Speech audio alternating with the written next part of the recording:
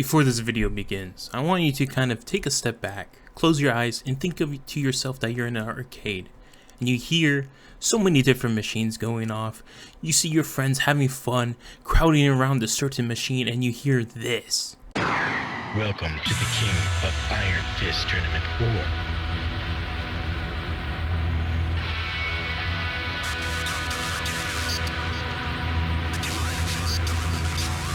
Then over in another corner, you see maybe another group of friends or maybe people you don't even know playing a different machine. This time, it has a more groovy tone, and you peer over one person's shoulder and you see this. Could leave you messed up and fractured. Block these uppercuts, they may leave you captured. May the best fighter win and win again. Battle to the top until his life ends. But if his life ends and he starts to decay, may one of his street soldiers avenge things. See you talking to the game, couldn't be talking to me. I got enough to beat and more soldiers. These are fighting games.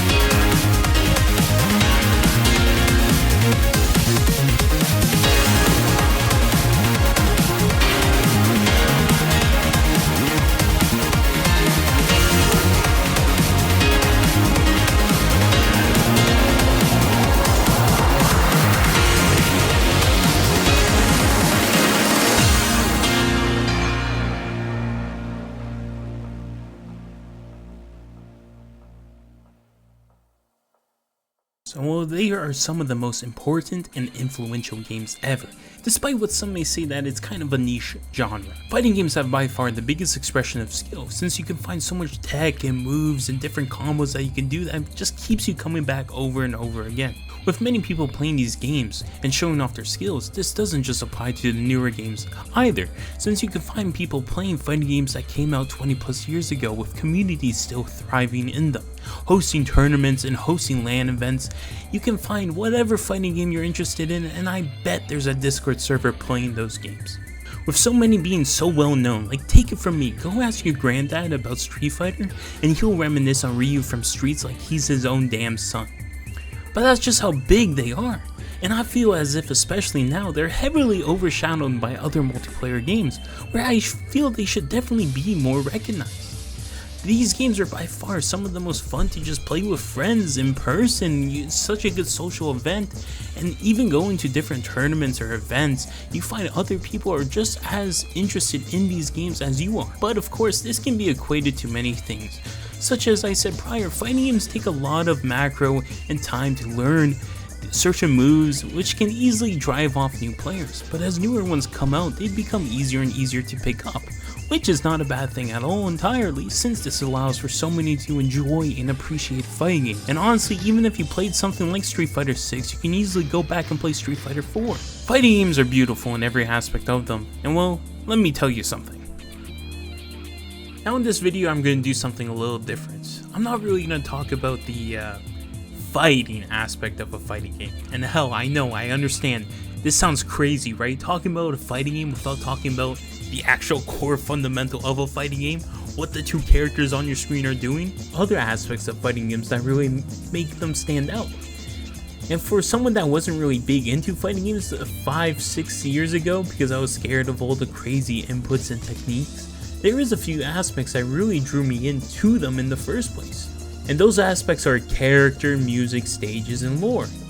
And these are parts of a game that may seem very minor, especially lore or stages for a fighting game, but I promise you, these aspects, all 4 of them included, can really make you love a fighting game, even if you suck at them. My goal here is to reach out to not only to new players and show them that there's different aspects of fighting games you can enjoy without needing to know how to do an infinite as Iron Man, but as well as reminding a lot of veteran players that, especially now with a lot of recent news with some fighting games not doing so hot with patches or whatever, but why we may have possibly fell in love with them in the first place. Now come join me as I go through some fighting games that really stand out to me, that really drew me in the first place. Now that I touched on the 4 topics that I will be presenting in this video, let's make our first move.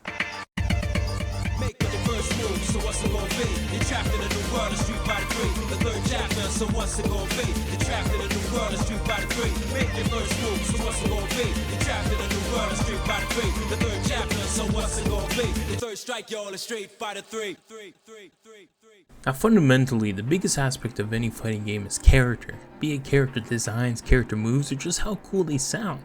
This is the first thing anyone has to do when picking up a fighting game, is pick a character. Now let's start simple and take a look at Ryu from Third Strike. His character artwork depicts him looking up and forward, his stoic demeanor is on full display, and his iconic karate gi with his red headband that really stick out. Even with his redesign in Street Fighter 6, with Ryu of course being much older than he is in previous games, his core design is still present there. Of course his original design is still present as well, albeit a skin, since he can't be Ryu without that look. He is by far the most recognized character in all of Street Fighter, and hell, fighting games in general too, but you know what? Just as iconic as Ryu, he has a counterpart rival that is just as important, named Ken. Ken, despite sporting the same garb as Ryu, with his being red, which fits him absolutely perfectly due to his moves he likes to throw out, but as well as him just being a hot-headed and confident fighter, which is the very opposite of Ryu. Hell, even his name being Ken Masters just shows how badass he really is. From his character portrait in Third Strike, you can easily understand that unlike Ryu's calm and stoic nature, he has that more "I know I'm gonna kick your ass" vibe coming from him. Despite knowing all of this, you can't help but like Ken, with even comparing fighting styles to Ryu, who has a much more refined technique. Ken has a lot more oomph into his moves, and he also adds in some of his own flair with his fiery kicks that fits him and helps separate his character identity from Ryu. Since he comes off as more of an aggressive fighter and more just focused on being in your grill, of course as well he has the iconic blonde hair that makes him stand out from his boy. And many of his taunts and voice lines help show off his confidence and cockiness.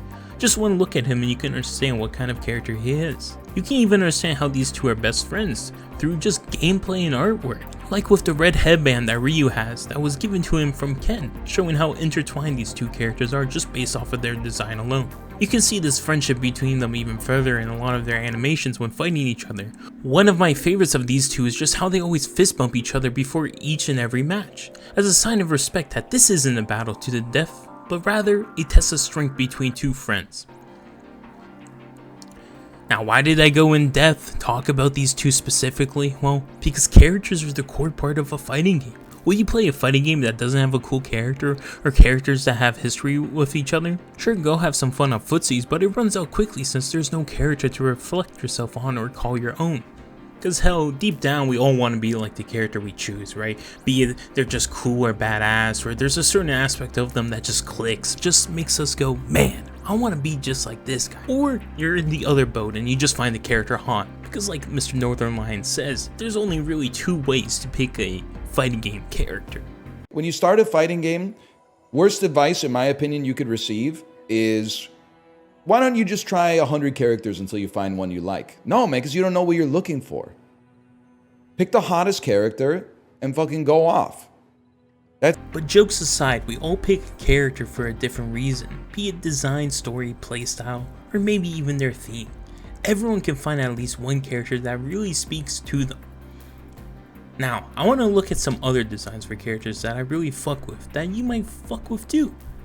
Same aspect as the rival character archetype like Ryu and Ken, we have Kai and Soul from Guilty Gear, where instead of being friends testing each other's strength, these two instead fight each other based on their beliefs. There's no better way to see their beliefs on full display than to not look at their accent core designs. specifically their belts, with what's carved into them being what's the most important part of the said belt. For example, Kai says hope and Soul says free. Kai's represents the want to pursue peace, justice, and humanity. This is all in contrast with Soul's, where his represents his want and desire for total freedom and to be let go from being controlled. This clash between what they believe and their philosophies is what truly drives their whole engagement with each other, and what makes their rivalry so iconic. It makes you want to even dig more into learning about each and every aspect of their relationship with each other. Not only their belts, but you can also just look at their colors. They heavily contrast each other, with Soul's big colors being red and black, giving him this more kind of rough and gruff look. And, despite everything, makes him look kind of like a bad guy. Though, despite that being his last name, he isn't a bad guy at all. But then in contrast, we look over at Kai's design, and he has this kind of more holy look with this blue and white. This instantly makes you understand, before even knowing anything about these two, that they are rivals. This can even be seen in their themes, which I'll touch on a little bit later.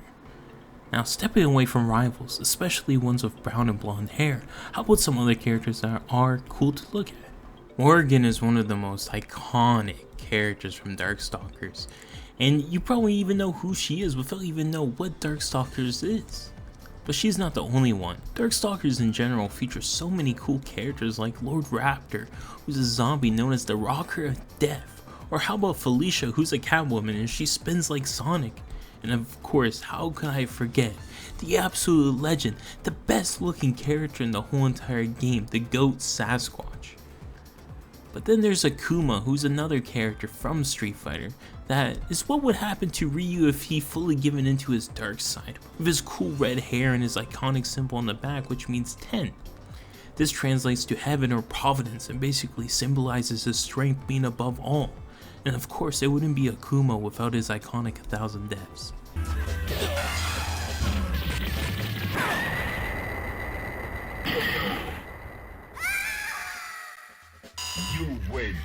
Then let's look at some SNK characters. There's also Terry Bogard, who is probably on the same level as Ryu and Ken in terms of just being recognizable, with so many cool designs over many of his different appearances. And again, he also has a cool intro with Ken in the SNK vs Capcom games, with those two just going hand in hand with each other in terms of personality.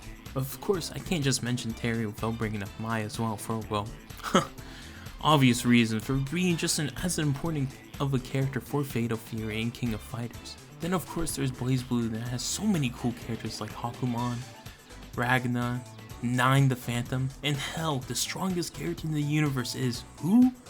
A fucking cat. Then there's also DOA, known for their awesome and cool ninjas and jiggle physics. Anyway, with a lot of the cool characters being like Ryu, Hayabusa, Kasumi, Ayane, and Hayate being just big standouts.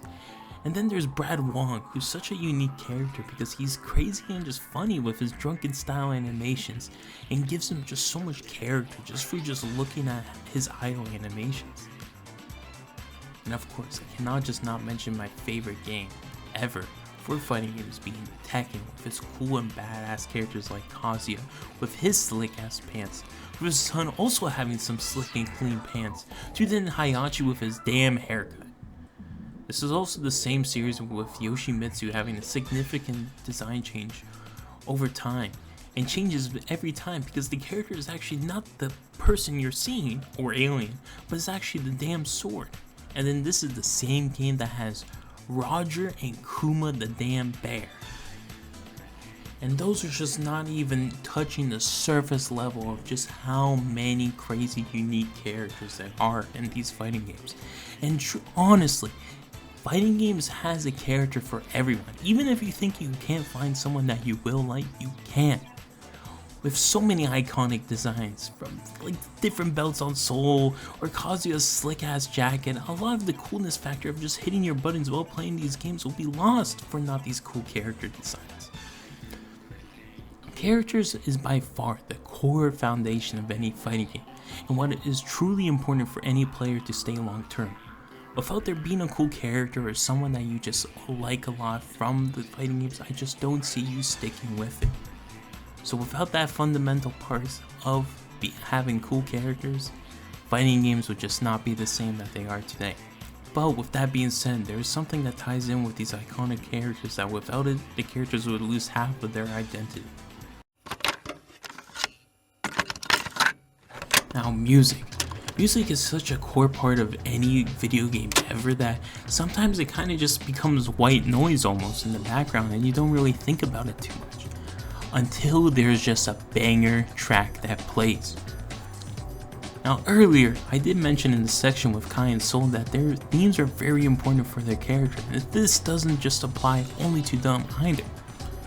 This can literally be applied to even Ken and Ryu, for example, as well.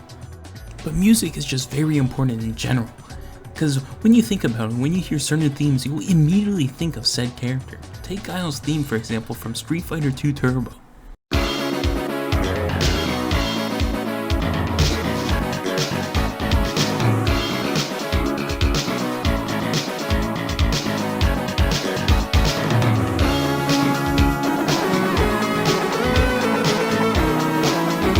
This theme is easily one of the Street Fighter's most iconic character themes, and it's not even for such an important character like Ryu, but for Guile.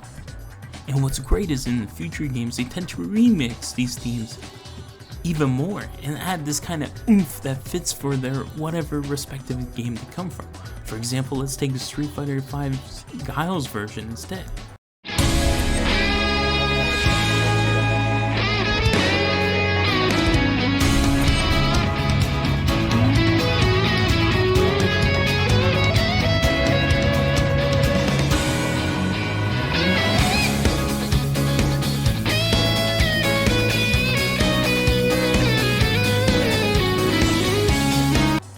This version of Guile's theme is literally just on par as good as the one from Street Fighter 2 Turbo. Hell, maybe in your taste it's even better than the original, and it instantly allows you to think of Guile. Now let's take a look at Kai and Soul. Kai's theme in accent chord is called Holy Order, Be Just or Be Dead.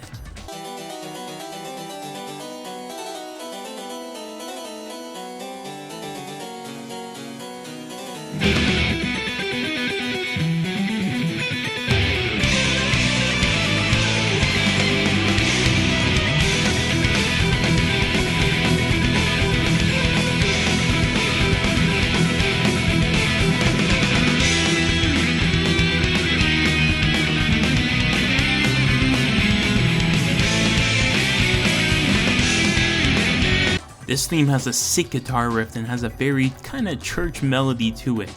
And then you look at Soul's theme and it's in the same game of accent chord.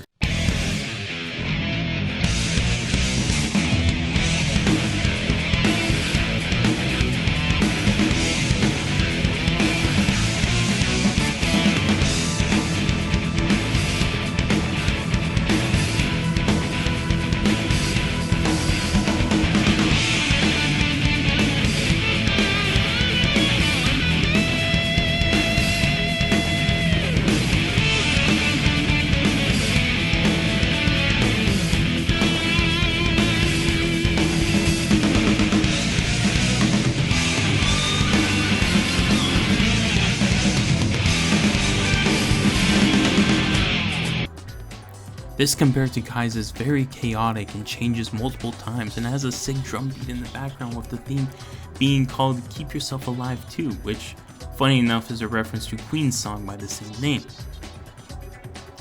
We can even look at Strive as well, since it adds lyrics and gives even more further insight on the characters and what they believe and what they're thinking.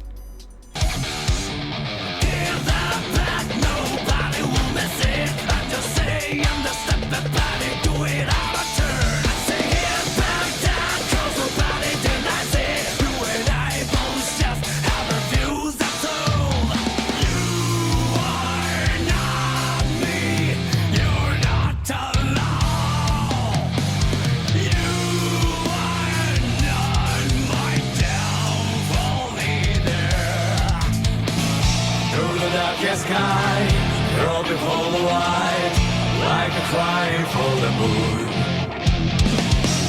Never ending round, forgot what I want, never held my heart to me.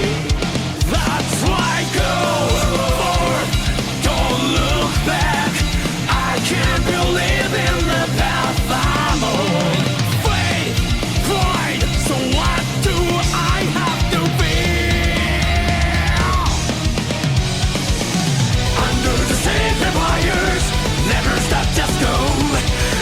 How many more gotta be? Of course, like I mentioned prior, music speaks differently to everyone. Someone might like one song more than the other. Hell, you may even mute the music in whatever game you're playing and play your own. But I've found that it's really hard to do this in fighting games since the music is simply just that good and help elevates the atmosphere and get you ready for a fight. I want to look at Tekken really quickly since I find that this game, especially recently, has kind of lost the touch in terms of music, especially with its latest two entries, but more so Tekken 8.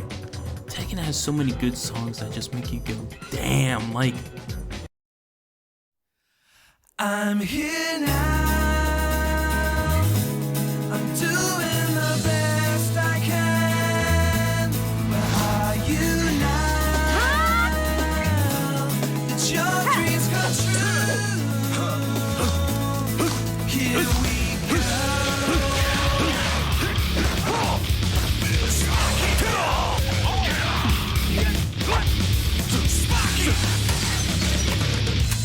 What does the word mean?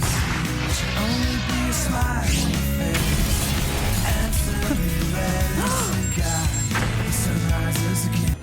which is a great opening song for Tekken 5. Or how about the same game with its amazing character select theme that just gets you pumped up for a fight, with even a crazy title called Who's Afraid Of?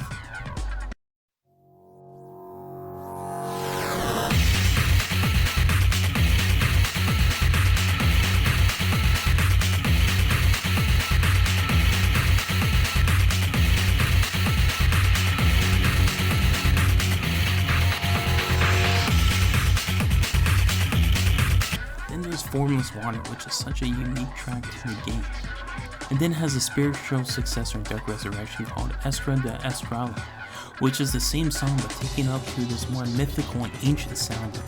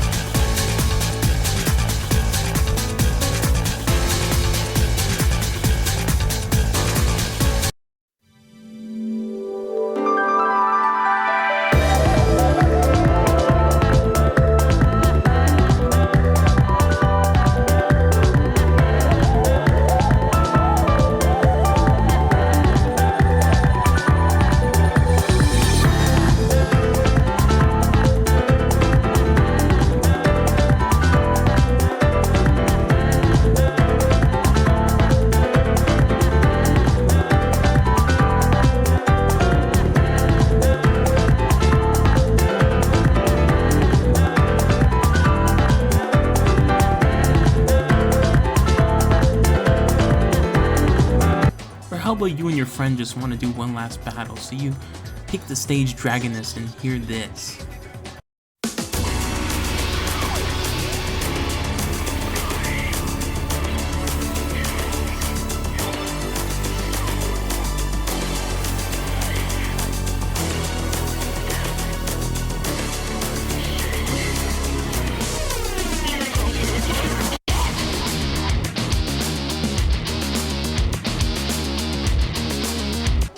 This is all just Tekken 5. I would say Tekken especially, Pre-7 has a lot of tracks that are just as memorable, and honestly Tekken 4 and 3 have some of my favorite video game OSTs in the whole entire series. Tekken 4 especially has one of my favorite OSTs in the whole entire series, with its super atmospheric, dark and underground tone behind most of its songs, but it also has a series of sick and groovy beats. Here's a few that I find are big standouts.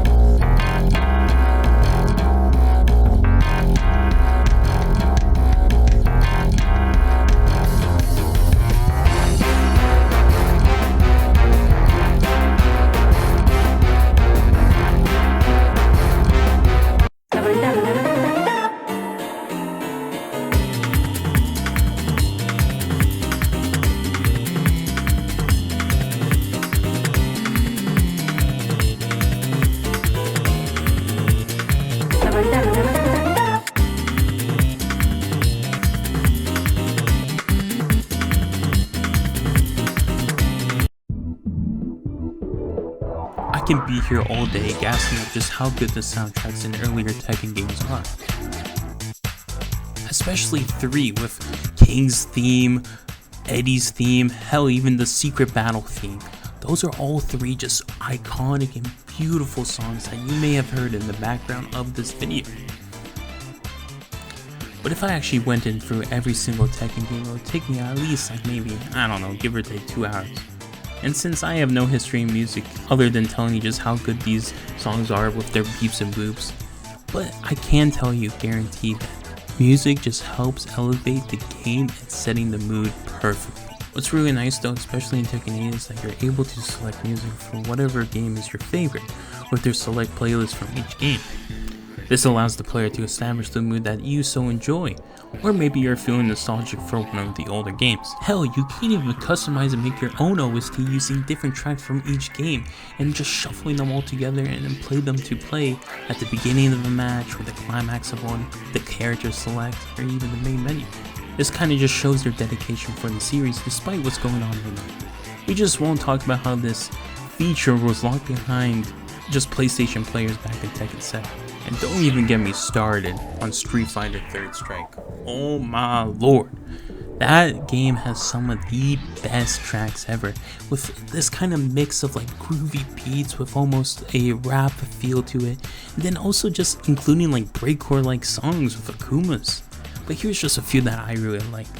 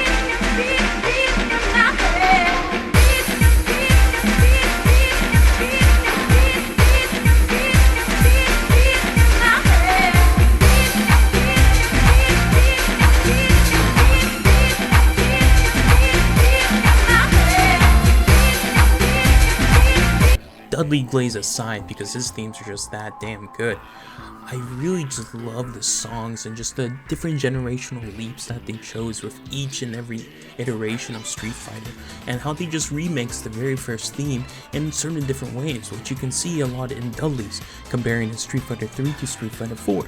But as well, you can see that with Ken's. I only played a Street Fighter V theme, but even just playing a Street Fighter V's version, you can still hear that interpolation, which I hope I'm using the right term here, of his older theme still present in his new song.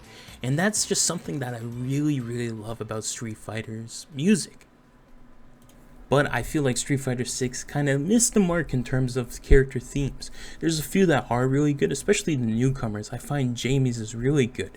But a lot of the kind of more traditional characters like Chun-Li, Ryu, Ken, their themes don't really hit the mark as much as their old ones. But what sucks though in Street Fighter 6 is that you're not able to just select and put these songs wherever you want. You kind of have to pay for them. Which, hey, at least if you're really okay with it, you can spend some dough and have Dudley's theme playing on every stage if you really want to. But anyway, seriously though, I implore you, if you have any interest in anything in terms of music and have not listened to Street Fighter 5 or Street Fighter 4, I beg you to go give these songs a listen, because they're simply just that good and works of art. And there's just so much more I can make. A whole video just talking about the music from fighting games and the meaning behind each and every song. But why did I even mention this in the first place? It all wraps up to the fact that each and every one of these songs help you remember who each character is. Now you remember how without the themes you would only have half of the character identity? Well, this is what I mean. Half of the character identity comes from the music. What even helps you even figure out more about the character that you're playing as is if the song has lyrics that explore who the character is and what's important to them. For example, my personal favorite song from Guilty Gear is Mirror of the World.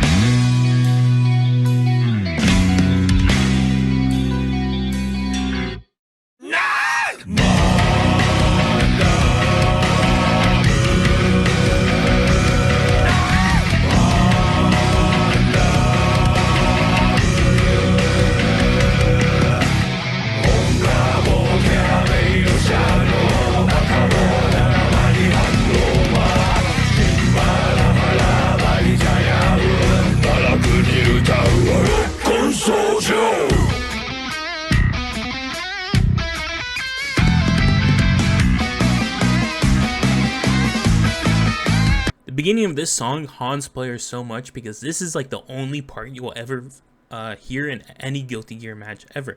Because let me just tell you, a lot of these matches in Guilty Gear end in like 30 seconds. And this song is 7 minutes long. But hey, that's what makes you want to go and search for the song itself and give it a listen. Because it's just that damn good. Because after this kind of quiet, almost samurai flick introduction, it finally starts playing the actual lyrics and it just hits so damn hard. If that's what you call my, I must be a demon. God knows that no voice can be heard by the damned. 三千の風情願望の無名三千の少量 Necessary in the light. That's my only conversation. It's never over yesterday. I'm the time inside. Combinations I'm the time inside. I'm the time inside.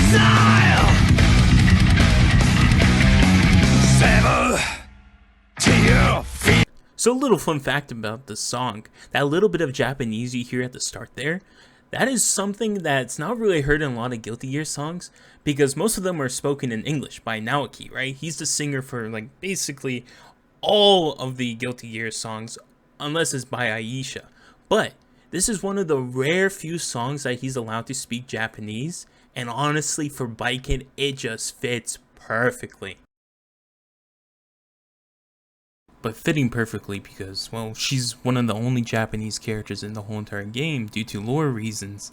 Something kind of happened over there. But anyway, this all these lyrics here that you're hearing about her being in exile, the way she feels, always basically being a nomad, always like traveling on her own without like anyone else with her, right?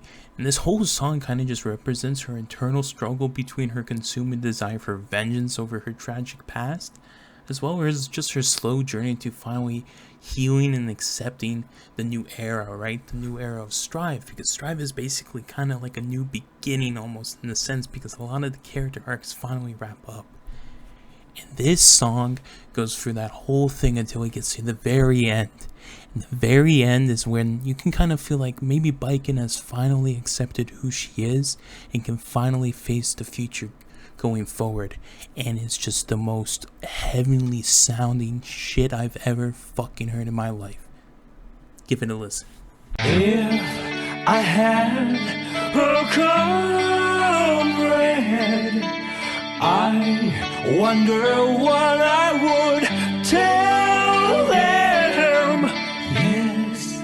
Yes, I knew the answer.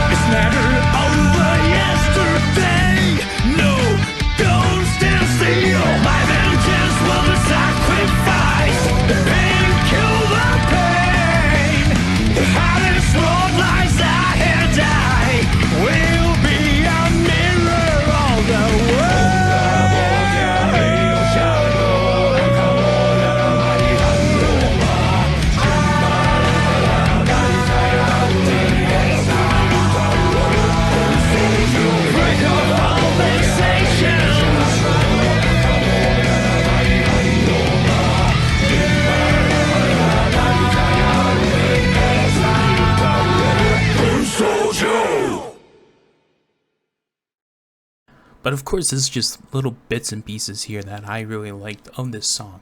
And I like how it all accumulates to the very end, where finally Baiken kind of throws off the mantle, throws off the vengeance mantle, decides, you know what, maybe I can go towards the future and maybe become a different person.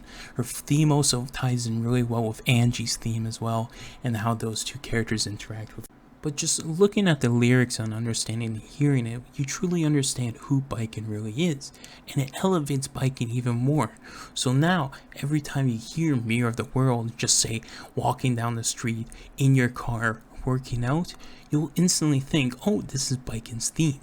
And this is what helps fighting game music so much, is it just helps elevate the game even more outside of the game. Without the music, you wouldn't be able to understand the characters, and hell, it even lets you remember the stages too, since so many stages have such interesting and unique songs. Oh wait, did I just mention stages?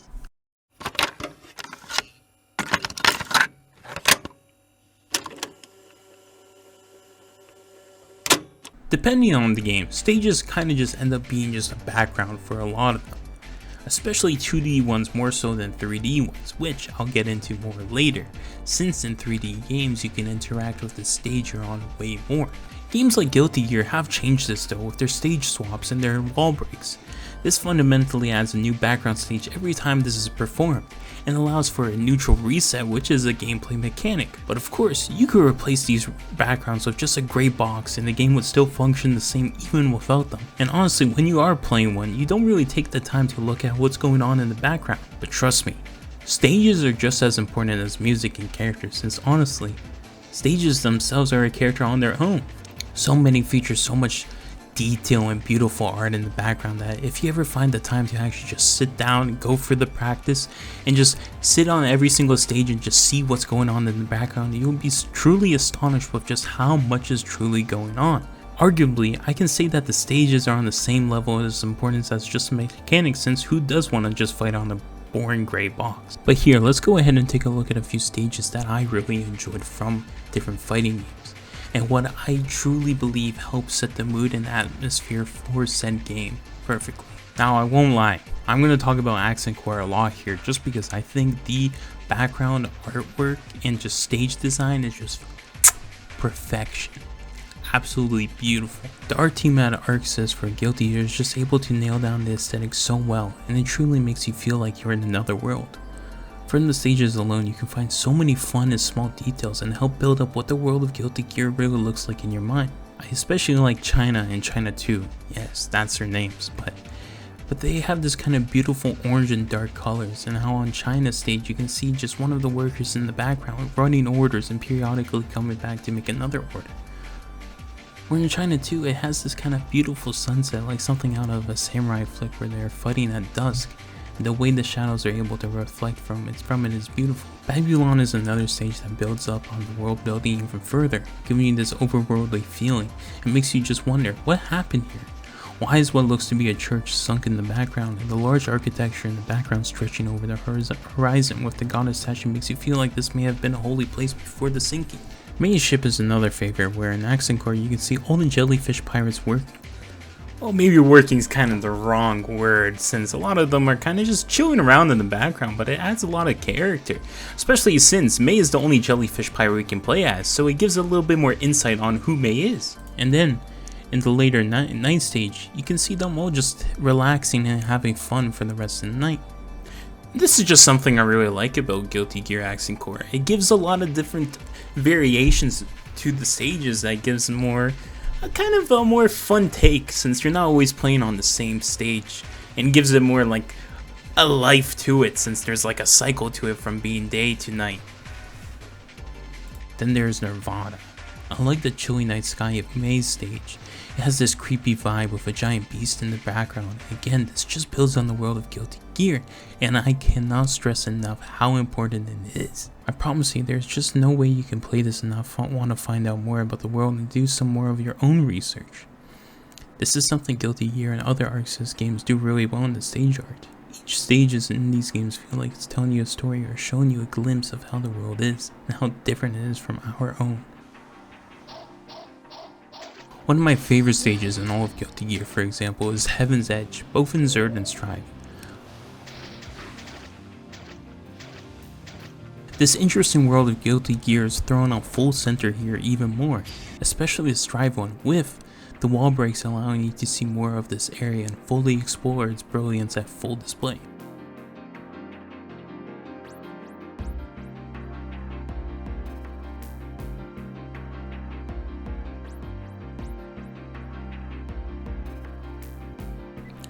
I especially like the second stage transition when it ends up kind of more in this lower part of the, I would say, city almost, and it feels very lived in, and even though it's kind of abandoned, you still see all the cats kind of walking around. That gives this kind of life to this area, and I especially love just seeing that big alleyway with just a mysterious light. It's awesome. And finally, with the third wall break, we end up exactly where the Xrd stage was taking place, and you can see where we started off right in the distance over there to your top right, and it just perfectly accumulates all to this single stage, and it's just such a good way to give you more insight on the world of how crazy Guilty Gear can get with their stages and world design. Of course, moving away a little bit from Guilty Gear, I want to talk about Third Strike. Third Strike is a host to so many beautiful and atmospheric stages, with some even having different variations of time for the stage. I especially love Hong Kong, since I think it does it best, and let's be honest here, I think the raining version of Hong Kong is the best in terms of setting the mood. It just perfectly nails the atmosphere, and it gives you in the groove and immerses you even further in these fighting games. And it's not just Hong Kong either. Elena's stage is one of my favorites in Third Strike because it's very different from everything else that we've seen in this game. And I especially, oh my lord, when I went to the arcade and played this, it looked absolutely amazing on the machine. The oranges present here really pop out on the arcade machine, and even in the video here, you can just see how vibrant it really is. And I love the two elephants you see here kind of close up, and then maybe like some other animals, especially you can see a giraffe back there. It's just such a unique taste to Elena's world, and I just really love that about Street Fighter. Despite this though, 2D games, especially their stages in the background, don't really affect the gameplay too much unless it's like Guilty Gear with the wall breaks, right? And again, it kind of just more of a scenery change if anything. But this is very different in 3D fighters though. 3D fighters for sure have a lot more of a unique take on stages, since a lot of them actually plays into the gameplay of said stage. For example, DOA has many stages that have crazy transitions to different areas, or even causes like stage hazards, right? There's one stage on DOA, I think it's 4. Yeah, it's DOA 4, where you're kind of fighting in this cage, but every time you kind of knock your opponent down or hit them against a wall, it causes this like big explosion, and it kind of lets you even add more to your combo, right? Tekken does the same thing with other stage hazards as well. You see this a lot in Tekken 8, Tekken 7, where it's just a wall bounce, right, or a wall break, and it really adds to the gameplay, and that's kind of the fun part of 3D games. And a lot of the stages, they're either like these big rectangles, they can even be circular like an arena, or since they transition multiple times, they can start off as a big rectangular stage, but then it keeps getting smaller and smaller, right? And that's the fun part of 3D fighters. I really like the casino map in DOA 4 because it's such a unique take on a stage, because you're just out in the streets, right? And kind of like what I mean by a transition is the first street that you're on, it's not a lot going on. You're kind of just fighting whoever you're fighting in. But once you kind of get over and launch your opponent over a signposting, there's now cars that are prevalent. They're able to knock you or the opponent over. And this causes you to kind of use it to your advantage. Maybe you can knock your opponent onto the other side of the street right when the car is coming, or you can stand in the way of a car for it to come and hit your opponent. It's just these kind of fun things in 3D fighters that also adds kind of more oomph to the game and more charm to it. And this is something I really like about DOA, because it's able to show its world in a very fun way, as well as kind of introducing fun mechanics on each stage. And honestly, that's a standout for DOA, and I think Tekken does a lot with that as well, with stage transitions, and gives a lot of fun to it, especially when it comes to giving characters combos off of certain stages. Certain characters like Brian and Steve, they have very cool things they can do when they're against a wall. For example, Steve has these crazy fast punches he can do against a wall whenever his opponent gets kind of wall slammed against it. And this is just one character. Many other characters are able to take advantage when their opponent is against a wall. But combos aside from the wall, this is what I really like about Tekken in general. I find Tekken is able to make the stages not only interesting on the gameplay aspect, but as well as just a way to kind of inform the player of the world that they're playing in. And here, I'm going to go through maybe a few stages that I really like from different Tekken games. Be it Tekken 4, 5, 6, doesn't matter. I just find that these stages are really unique for Tekken, and they add such a cool atmosphere to it that it's really fun to just load up these different ones and just go ham at it with your friends or buddies or whatever. And remember, a lot of these stages, they have some cool shit you can do on them too, which is always fun to explore later.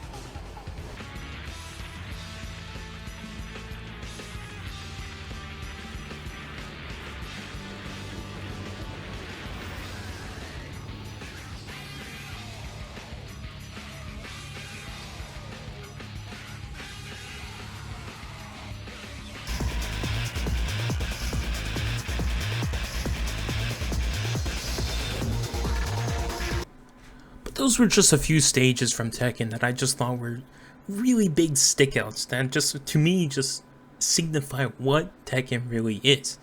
And it helps almost give you a glimpse into the kind of world that you're playing in. Hence why this is the perfect way for me to transition into talking about the world building, the world that you're playing in, why these characters are doing everything they're doing. And hell, that's called lore, baby.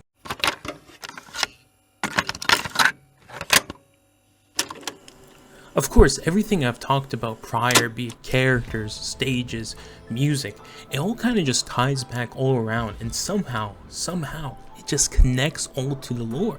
Since the lore is basically the glue that holds everything together, right? And fundamentally, why you even love a fighting game in the first place. Sure, the gameplay can be good, the game can just be fun to play, but some of the best parts of fighting games is just learning more about the characters that you really like.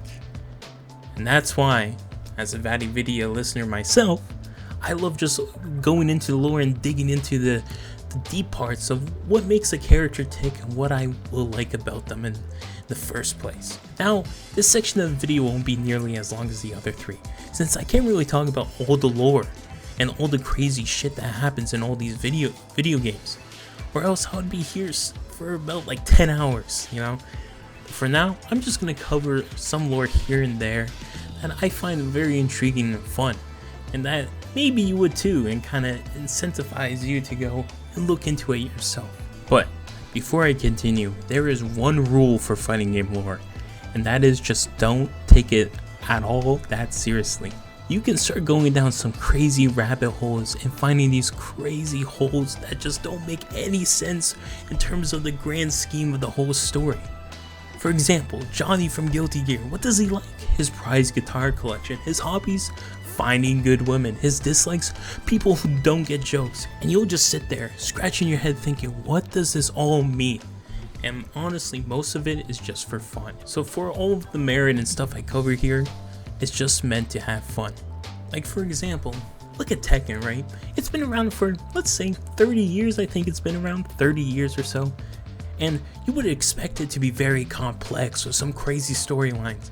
Well, you can basically summarize the whole story like this. Tekken 1, Kazuya gets thrown off a cliff, he gets mad, so he goes and fights his dad in the Tekken tournament, beats his ass, he throws his dad off the cliff. So then in Tekken 2, Hayachi, he actually survives the cliff fall and goes and faces his son in his own Iron Fist tournament. And this time he beats him and throws Kazuya into an active volcano. Surely this time Kazuya is dead, right? Of course, then we go into Tekken 3, where we are introduced to Jin, a new character. Who can this guy be? Well, obviously it's Kazuya's son. And it's like, damn bro, didn't know Kazuya had all this play. But of course, he must have shown Jun his crazy sneaker collection. And I'm dead serious, one of Kazuya's only likes in the whole entire universe is his love for that sneaker collection. Anyway, in this one, Hayachi hosts another tournament to get his ass whipped by Jin, but this is just a cover up for the real bad guy, Ogre, who is then defeated. And then there's Tekken 4, where it has all three Mishimas, yes, all three, since actually Kazuya gets revived, and Hayashi hosts another tournament again to drive out Jin and Kazuya to come out and fight. And this time Jin, instead of fighting like Kazuya, since he was supposed to be the replacement for Kazuya in Tekken 2, he adopts his kind of own style, which is kind of a mix between the Mishima style and the Kazama style. He kind of makes up his own bullshit basically. Anyway, they all kind of fight each other. Jin beats both of them, but then he becomes Devil Jin and he just goes, fuck this, and he leaves the game so he can go to Tekken 5. And then I'm here now, doing the best I can. We got another Mishima back, baby, and this time it's Jinpachi. And of course, this is where Hayachi's believed dead again. And this time, instead of Hayachi or Kazuya or Jin hosting the tournament, it is Jinpachi hosting the tournament. Of course, Mr. Tekken himself, Jin, says and beats Jinpachi and becomes the new leader of the Mishima family. And of course, you're sitting there at the end of Tekken 5 thinking, oh, Jin is taking over, right? Does that mean everything is gonna go to normal? Nah. Jin basically starts a whole entire global war, but this is all done to summon a greater evil so he can defeat it and just finally destroy the devil gene that's been plaguing his whole entire bloodline.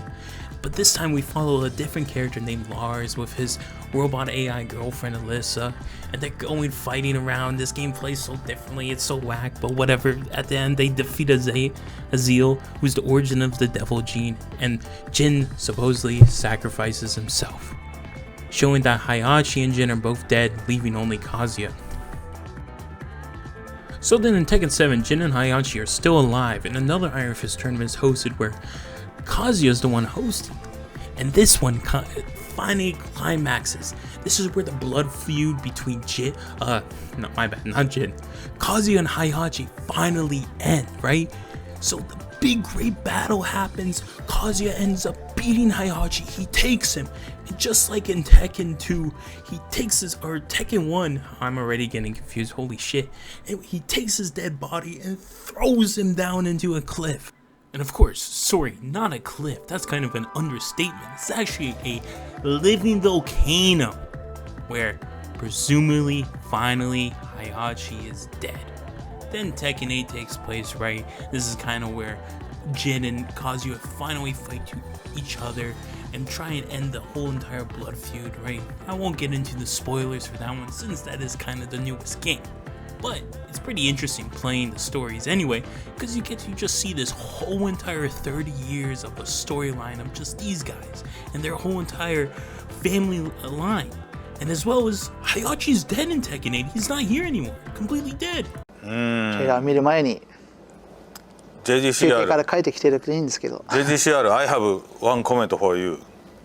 Heihachi Mishima is completely dead. So it's not Heihachi. Just kidding. Heihachi is still alive.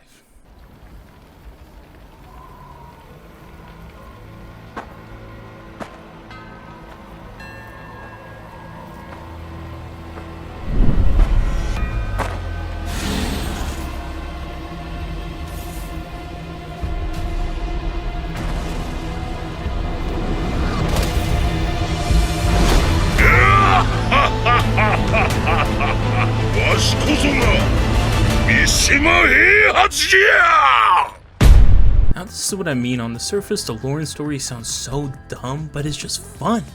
And that's literally just me, just out of my own memory, covering all the story throughout the whole entire series of Tekken.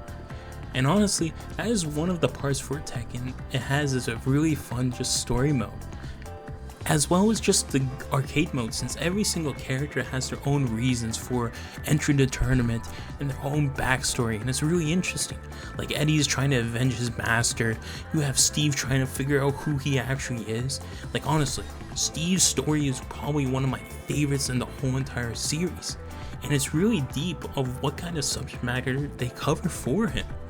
And then you have Yoshimitsu, who I mentioned earlier. He's actually just a sword, so in every game he's a different character. The person that's hosting him holding the sword is a different person every single time. Like in Tekken 7, it's a damn alien for some reason, right? And it's just such a fun and cool way for them to just throw in and introduce funny lore bits like Lily's and Asuka's whole entire rivalry, why they're even fighting each other. Or I like how Asuka wanted revenge on Feng Wei for killing her master, right? And all these stories kind of just lump in together and why they're all joining in and fighting in the Tekken tournament. And I also like how Paul and Kuma just always face each other no matter what.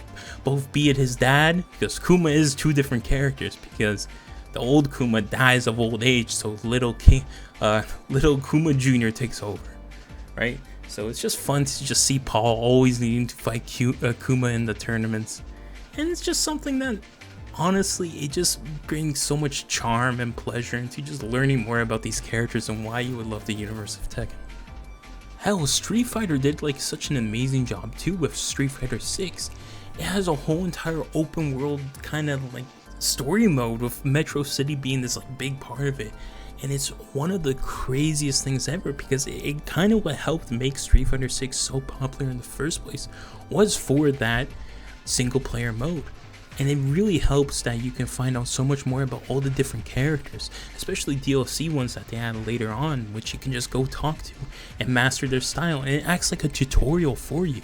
And it's so well done to just ease new players into the game. Because for example, one of the mini games, you have to do like make pizzas or whatever, and you're just inputting combos the whole time, and it helps teach you these combos and drives it into your brain. Or like maybe you want to learn how to play, I don't know, Ken for example, so you can go talk to Ken and Ken will teach you his moves and his styles. And it starts off slow with only a few moves, but as you continue playing through the story and leveling up his style, it gives you more and more moves that just eases you into the character, as well as just giving you funny glimpses into their personalities.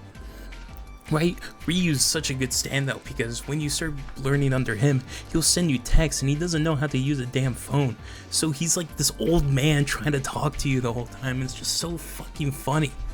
As well as Cammy with all her cat emojis that she likes to just throw in every single time she messages you. It's just really charming seeing these characters in a more lighter tone instead of always being serious. And that's what I think brings Street Fighter 6 forward as way forward than other fighting games. It's just this crazy story mode that just lets you dive into the universe and learn more about it. Like even Guilty Gear for example, Guilty Gear Strive has a whole movie basically for you to just sit down and watch. And I think they have even started posting the parts of the story onto their YouTube channel, their official Guilty Gear Access, whatever YouTube channel it is. And it's such a funny way to do it because the animation is so jank but so charming at the same time. You just learn more about like who Soul is, who Kai is, and it has some really cool moments in it. But as well as just the story mode, they also you learn so much about the stories of these characters through their music as well. Like Angie's theme is just a love song for Baiken almost. And Baiken's is, as I said, mentioned earlier, is about her finally coming to terms with her past traumatic experiences and trying to lead a peaceful life and put away her revenge. And honestly, Kai's theme is all about him trying to be a guiding light, become a better king, be it not for just his people, but for himself as well. And it's such a beautiful song with this huge melodramatic feeling, with this triumphant song. And it's just so good, and then he just screams roar of the spark. It's just such a good song, and I love how Guilty Gear is able to tell you who this character is simply by just listening to their themes. And this is just something that is inevitable with most fighting game players. No matter what you think, eventually you will simply just start looking into more about the characters you love. You will soon find out just how cool the world and universes you are playing in are. And honestly, it kind of gives you this new look to whatever fighting game you're playing, because now you know your character's motivations and what's at stake, and that's something fighting games do so well, is immersing you into the world and wanting to just be like your character, learn your character, and just fully love the world that you're playing in. And that's why I think lore is one of the most important things for a fighting game, because it immerses you so damn well. And there we have it, the very end. All 4 topics have been talked about. And I think the most important thing to take away from here is that these 4 topics, the music, stages, character lore, characters in general, they help you just immerse you really well into the game that you're playing. And this is what I mean when I think fighting games, not just the fighting aspect of them, but just all these other 4 aspects, help just immerse you into the world. And I think fighting games does this very, very well. If you can get really into it, you can just like find so much about these games that you just love. And ask anyone really who their favorite character is, what kind of games they play, what characters from any games they like, and you'll find that a lot of them have very close similarities from game to game. But I hope you enjoyed this video and you can kind of understand why someone like me really likes fighting games, though I'm not the greatest player at them. But I do hope one day I can hopefully get up there on stage and fight my way to the top. But I think that's something that's very immersive about fighting games that helps kind of make anyone get into them, right? Is them want to just be better, and that self-improvement is just always there, right? And maybe for my next video I might talk about I don't know, BlazBlue. I've been really enjoying BlazBlue, especially with the announcement of that new character that's coming out. That stuff is like really exciting, and Blaze Blue is something I really do love and I'm very passionate about. But I'm not going to be very focused on fighting games, let's just say. This is just one of those videos that I wanted to make on fighting games since, like I said prior, I am very passionate about them. If you like this video, please like and subscribe. And please, down below, comment what's some of your favorite characters, stages, or music, or lore bits that you really like from these fighting games. Anyway, stay safe and have fun out there. And remember, if I didn't like it, I wouldn't make a video on it.